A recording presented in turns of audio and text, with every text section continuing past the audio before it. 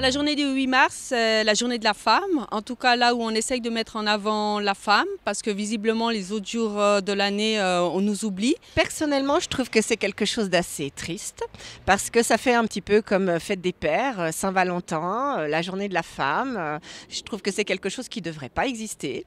On ne devrait pas avoir une journée spécifique pour ça. Donc ça veut dire que tout n'est pas encore acquis. C'est une date qui est à la fois importante et à la fois triste parce qu'on est au 21e siècle, on est en 2018 et on doit toujours, tous les jours combattre pour simplement avoir le respect en tant qu'être humain, parce qu'ils oublient de nous regarder en tant qu'être humain, on nous regarde simplement comme une femme, et avant d'être femme, on est être humain, et tous les jours, c'est un combat. Donc c'est une journée qui est bien, parce qu'on doit continuer à lutter. Mesdemoiselles, c'est pas acquis. Le fait que vous puissiez aller travailler puis être indépendante, c'est pas acquis. C'est un combat, ne l'oubliez pas. Et de l'autre côté, c'est cette tristesse-là qui montre qu'on doit toujours continuer à lutter. Le 8 mai, je serai un mauve comme chaque année. Le 8 mars, donc, c'est la journée de la femme. Et je crois que c'est très, très important que la femme se montre, qu'elle ose se mettre en avant. Il y a tellement d'injustices encore vis-à-vis des femmes. Je viens d'apprendre de quelqu'un qui a fait réserver une place dans un restaurant en s'annonçant Madame X. On l'a placée dans un coin.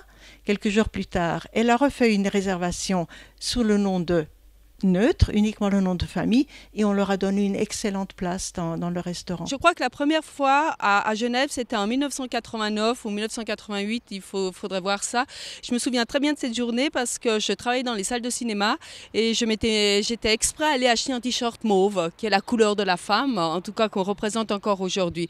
Et j'étais placeuse, je déchirais les tickets et les gens me regardaient parce que ce jour-là, on en avait fait bruit, on en avait parlé, car c'était la première fois, je crois, que les femmes osaient manifester en tant que femmes. Alors, peut-être pas la première fois dans l'histoire suisse, hein. Nous avons des grandes femmes qui ont fait énormément pour nous, comme Émilie Gourde, etc., hein, qui sont extrêmement importantes pour le féminisme, mais du côté très positif de la femme, de nous aider simplement à pouvoir travailler. Je suis enseignante et il est vrai que je constate que c'est un combat de tous les instants.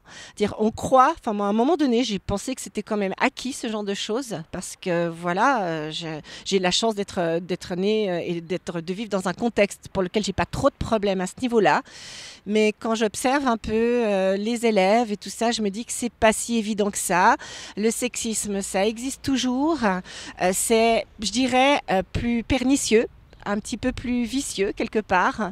C'est là sans être là, mais c'est latent.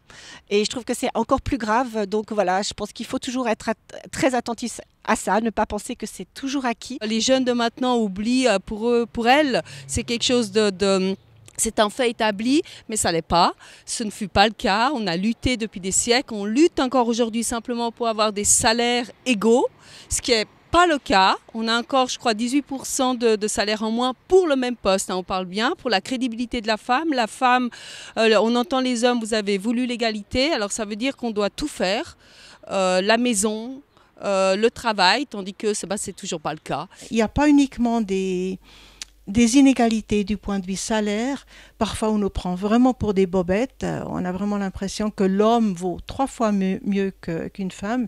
Et je pense que, sans vouloir manifester beaucoup, mais je pense que c'est vraiment important que la femme montre qu'elle est capable autant, si ce n'est plus, qu'un homme.